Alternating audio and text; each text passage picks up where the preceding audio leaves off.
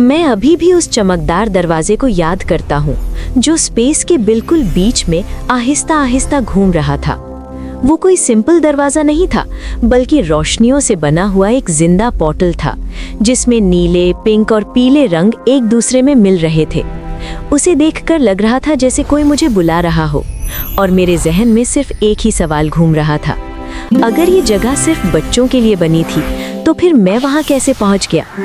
उस दिन जो कुछ मैंने देखा उसने मेरी सोच हमेशा के लिए बदल दी।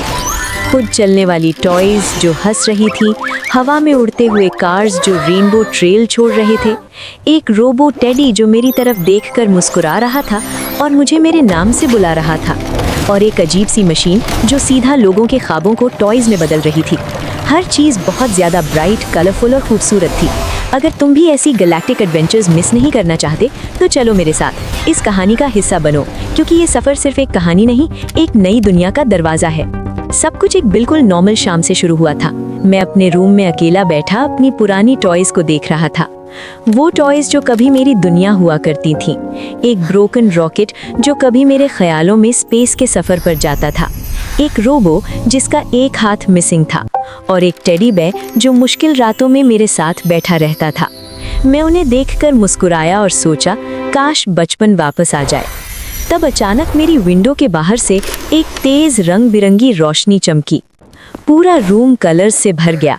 मैंने जल्दी से पर्दा हटाया तो देखा एक छोटा सा फ्लाइंग बॉक्स हवा में तैर रहा था। वो धीरे धीरे घूम रहा था जैसे मेरी तरफ देख रहा हो। उस पर चमकदार लेटर्स में लिखा था galactic toy factory, only for true dreamers. मुझे लगा शायद मैं ज़्यादा सोच रहा हूँ, मगर जैसे ही मैंने बॉक्स को हाथ लगाया मेरे पैरों के नीचे से ज़मीन गायब हो गई।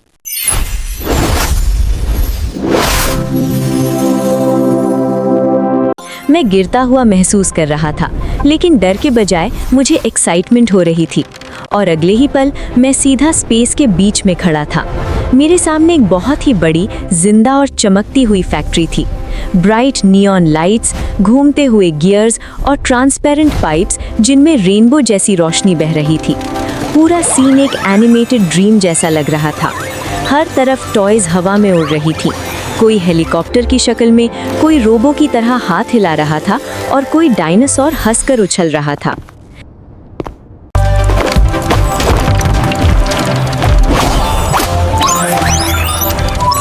तब एक छोटा सा रोबो मेरे पास आया। उसकी आंखें नीली रोशनी से चमक रही थीं।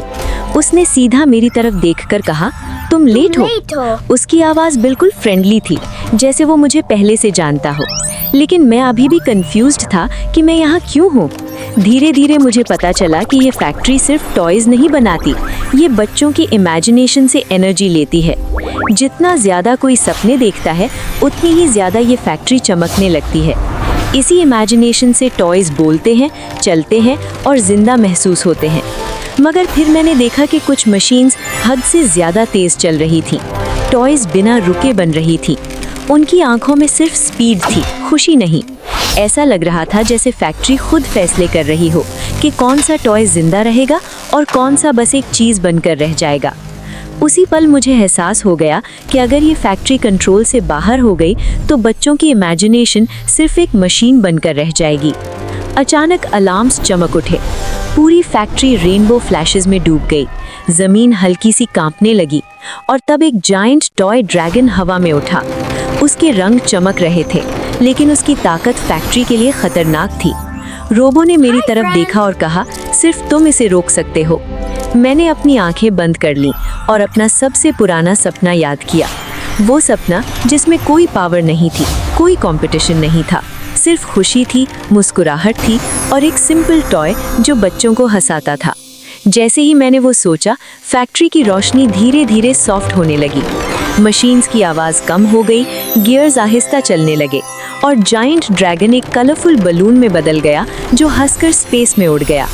फैक्ट्री ने मुझे एक्सेप्ट कर लिया था। अगला ही पल मैं अपने रूम में वापस था। सब कुछ नॉर्मल लग रहा था, लेकिन मेरी सारी पुरानी टॉयज अब पहले से ज़्यादा चमक रही थी। विंडो के पास एक नया बॉक्स पड़ा था। उस पर सिर्फ इतना लिखा था, नेक्स्ट फैक्ट्री अवेट्स, और मुझे पता था ये एडवेंचर अभी खत्म नहीं हुआ। अगर तुम भी ऐसी गैलेक्टिक एडवेंचर्स का हिस्सा बनना चाहते हो तो चैनल को सब्सक्राइब करो, वीडियो को लाइक करो और अपने दोस्तों के साथ शेयर करो, क्योंकि अगला दरवाजा किसी भी वक्त खुल सकता है। मगर फिर भी दिल के किसी कोने में लग रहा था कि कुछ अनयूजुअल होने वाला है।